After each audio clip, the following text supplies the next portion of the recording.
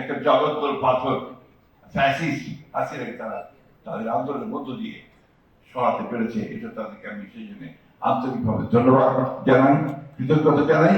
একই সঙ্গে যারা শহীদ হয়েছে তাদের প্রতি আমার শ্রদ্ধা জানাই। শিক্ষার্থী যারা এগ্রিকালচারে পাশ করবেন, সবাই যে আপনার এগ্রিকালচার ডিপার্টমেন্টে কাজ পাবেন বা এগ্রিকালচার রিলেটেড ডিপার্টমেন্টে কাজ পাবেন তা কিন্তু পাবেন না। আপনাদেরকে ইতিমধ্যে আমি জানি অনেকেই এগ্রিকালচার রিলেটেড একজন রিলেটেড বিজনেসে অনেক ভালো করেছেন, যেটা এখন খুব বেশি প্রয়োজন বলে আমার কাছে মনে হয়।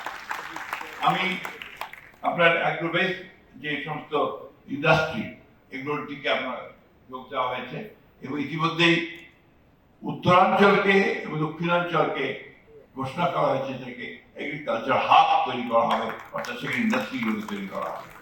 আমি এই কথাগুলো এই জন্য বলছি আপনাদের যে এগুলো সম্পর্কে আমাদের ধারণা নিতে হবে।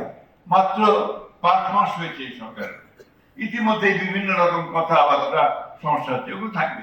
রাজনীতি মানেই তো আপনার কথা হবে। আর বাংলাদেশের আমরা আমাদের চারিত্রিক বৈশিষ্ট্যতে আমরা অনেক বেশি কথা বলি, ওইগুলোর দিকে নিয়েই কিন্তু আমাদেরকে সামনের দিকে এগোতে হবে। এই সামনের দিকে এগিয়ে যাওয়াটা কঠিন কাজ নয়, যদিও মনে হয় করি, কিন্তু কঠিন কাজ নয়। বিশেষ করে এবার আমাদের যে যারা যারা তরুণ শিক্ষার্থী তারা যে অসাধারণ কাজ করতে পেরেছে, একটা জগদ্দল পাথর ফ্যাসিস্ট হাসিনাকে তারা তাদের আন্দোলনের মধ্য দিয়ে সরাতে পেরেছে। এটা তাদেরকে আমি সেই জন্য আন্তরিকভাবে ধন্যবাদ জানাই, কৃতজ্ঞতা জানাই।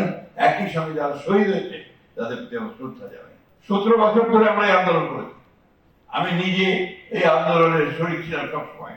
মহাজার আমাদের গুম হয়েছে, আমাদের তুলি সে দীর্ঘ আন্দোলন করেছে, সেই গুম হয়ে যাওয়া পরিবারগুলোকে সঙ্গে নিয়ে অনেক কষ্ট, অনেক ত্যাগ তিতিক্ষা গেছে।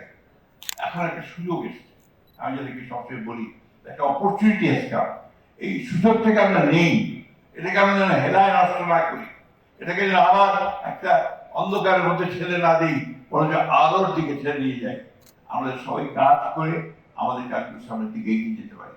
আমি এইটুকু আপনাদের কথা দিতে পারি যে আমি যে জায়গায় আছি সেই জায়গা থেকে শুধু শেরেবাংলা বিশ্ববিদ্যালয় নয়, কৃষি বিশ্ববিদ্যালয়, সমগ্র দেশকে এগিয়ে নিয়ে যাওয়ার জন্য আমরা আমাদের আন্তরিকতার অভাব রাখবো না, আমরা আমাদের কাজ করবো। শেরেবাংলা বিশ্ববিদ্যালয়ের যে সমস্যাগুলোর কথা শুনেছি, যে আপনাদের ছাত্রী হোস্টেল, ছেলেদের হোস্টেল, এইগুলো খুব জরুরি দরকার। আর সেই সঙ্গে রিসার্চের জন্য দরকার, হ্যাঁ এইটা খুব জরুরি। রিসার্চের জন্য যে জিনিসটা আমি মনে করি যে মাহাদি আছে এখানে, এই জন্য আরো বেশি করে ফান্ড বন্ধ করা দরকার। বেশি বেশি করলে আমরা নতুন নতুন টেকনোলজি করতে পারবো, সেই টেকনোলজি ব্যবহার করতে পারবো এবং সেগুলোকে নিয়ে আমরা আমাদের সমস্যাগুলো সমাধান করতে পারবো।